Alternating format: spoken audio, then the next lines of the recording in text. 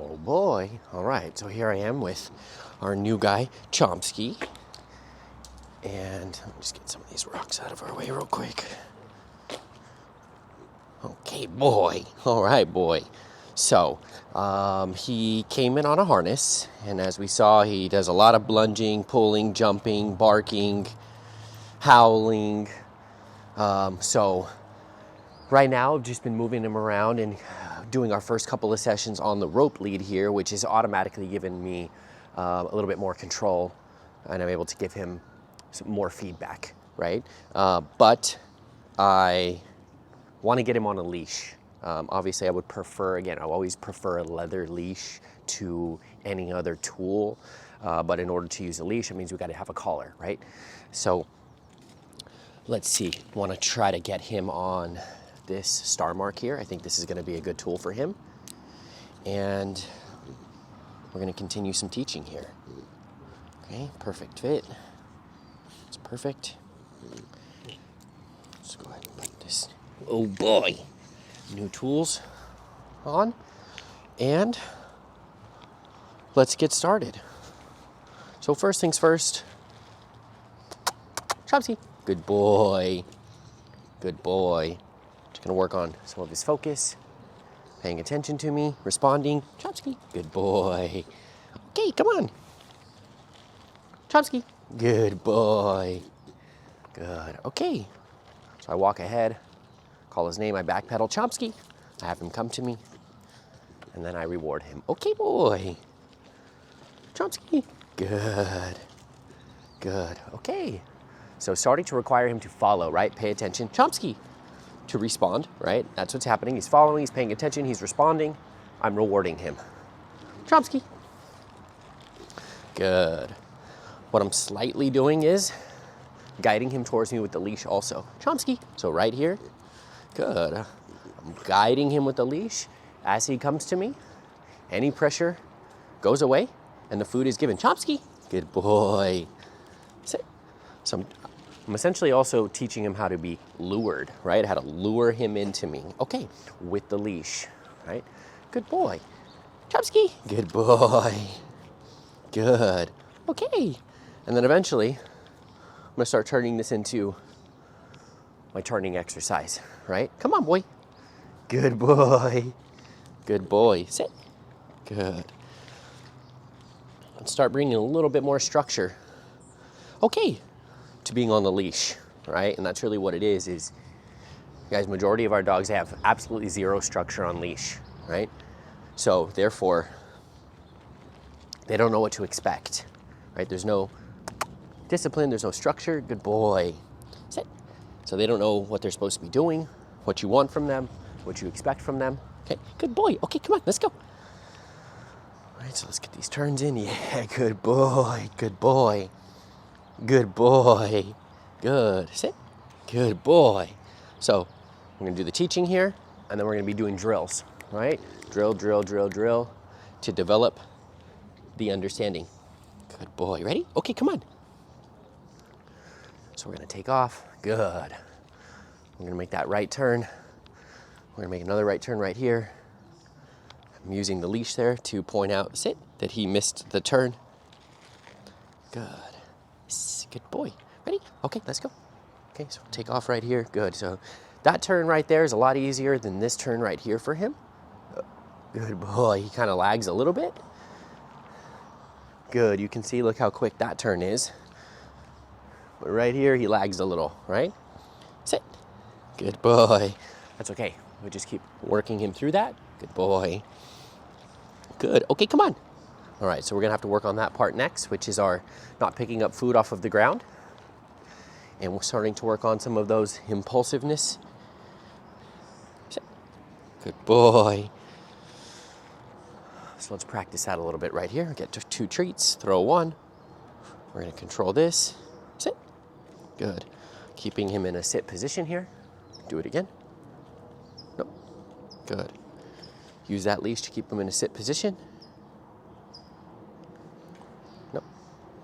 Good.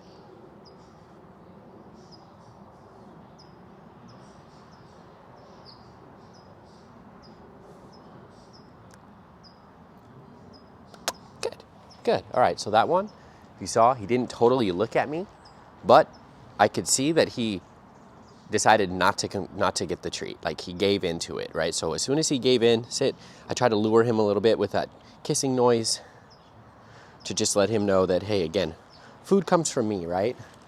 So food comes from me, not the ground. And we're setting some limitations and rules here, sit, that we don't want him to impulsively pull out, leaving our side without permission, picking things up off of the ground, pulling, lunging, sit, and getting him to start thinking before he acts.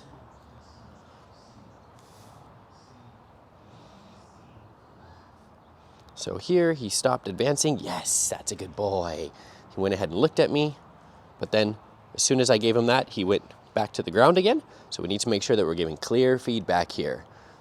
So just because, yes, he's not going towards the food doesn't mean that we can allow him to be smelling anything else on the ground, right? Because during this exercise, the ground is off limits, whether it's towards treats or towards anything else, because we need to be very clear. Because there's smart dogs going to say, yeah, but I'm not smelling the treats, I'm smelling over here. And then eventually they're going to smell the treats. It's just going to work out that way. Good boy. Good boy. Again, they're very opportunistic, okay? They're very, I'm not touching it, but they're trying to get so close to touch it, okay? So we're going to be very clear. Sit. Good. With what we're looking for. Yes. That's a good boy. That's a good boy.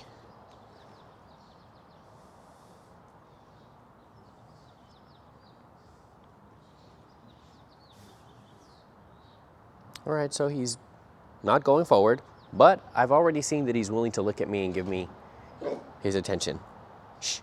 The hose dropped over there and he barked. Shh. Okay, so let's just move on with this.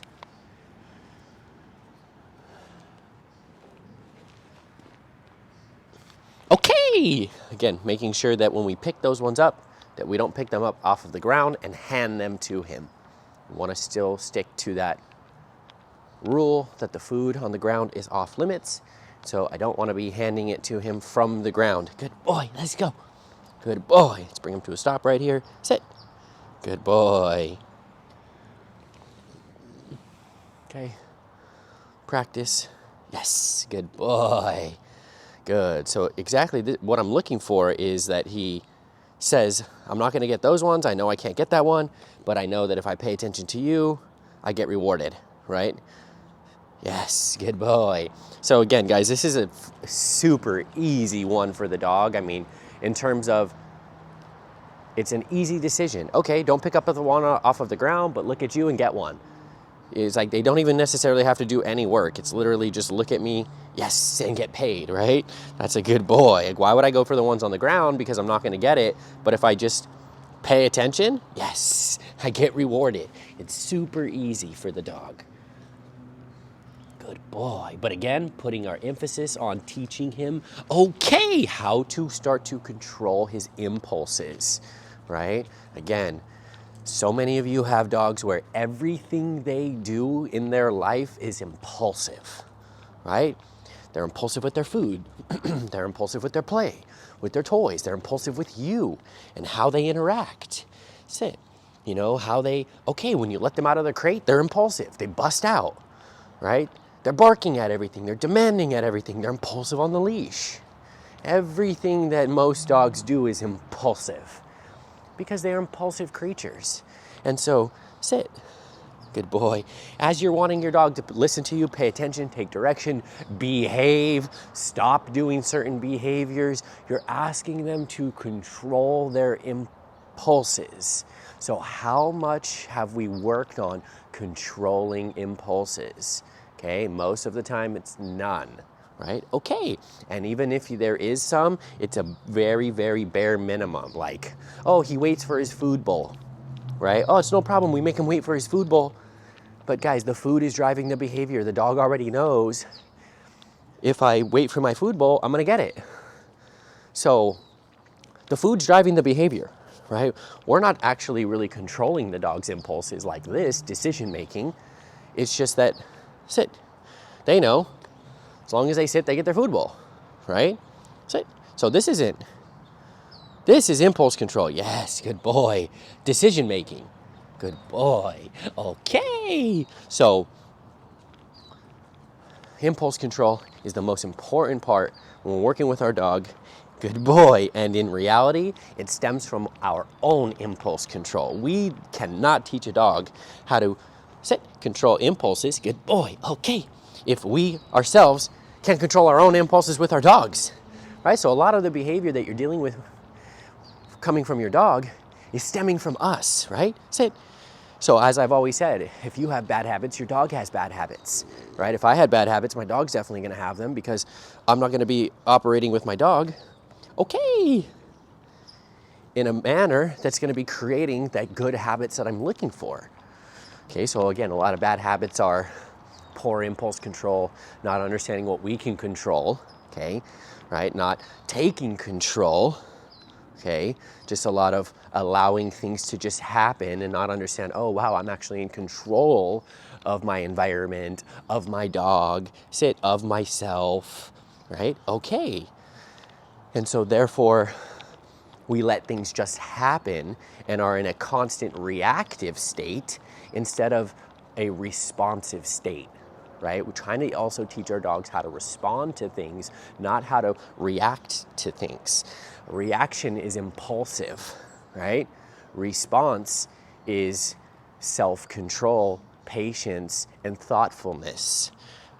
So if we're trying to teach our dogs, okay, how to, let's say, respond to a bicycle or other dogs or people coming over, well, they need to be thoughtful.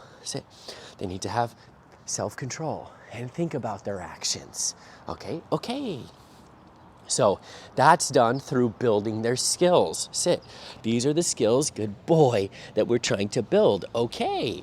And it starts with learning to take direction from us, learning that we are in control, right? Our dog has to understand we are in control, okay? They are out of control because we're not in control.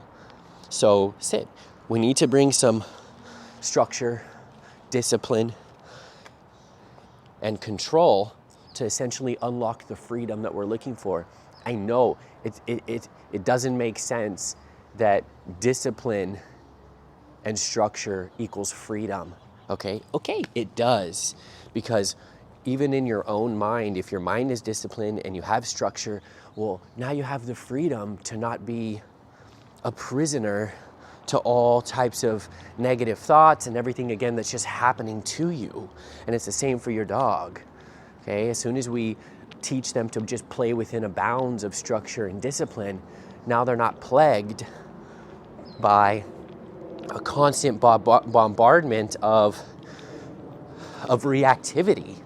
Come on, let's go. It's going to give you the freedom. It's going to calm their mind down, right? Come on, boy. Good boy. Sit. Good boy. So that's what we're doing here. That's what we do, right? We implement all this understanding, this structure. Okay, we build the skills, we teach, we hold accountable, we implement them, and we work our way towards a balanced mindset, right? Balanced mindset. That's a good boy. Sit. So this is really good so far. Good. So perfect. He was able to come in, switch up the tools. Whoa, that was a good test right there. Yeah, that's a good boy. That was a good test. Because I dropped one there on accident. He did a good job. Okay, good. This is perfect. Okay, so just overall, I came in, made a collar change, right? So we went from his harness to the rope lead to the star mark here. He's been doing perfect. He's not there's no resistance. He's not freaking out with it. Obviously, I'm taking my time and introducing it to him. Good boy. He's also 3 years old, so okay, he's mature. He's got a nice mature brain. We got some more following. He's paying attention. Stopping him right here by my side. Good boy. Getting him right in that working position. Worked on impulsivity, lunging out, picking things up off of the ground. Started to implement that as a rule. I think we're in a really good space. Okay, boy. That's really good. That's really good. Good for our first day. Right, we're in a good spot. Yeah, we're gonna build on this. We're gonna get a little play in right now. We just worked his mind. We're gonna work him a little bit more physically, and then we're gonna continue. That was really good, my boy. That was really good, my boy. Good boy.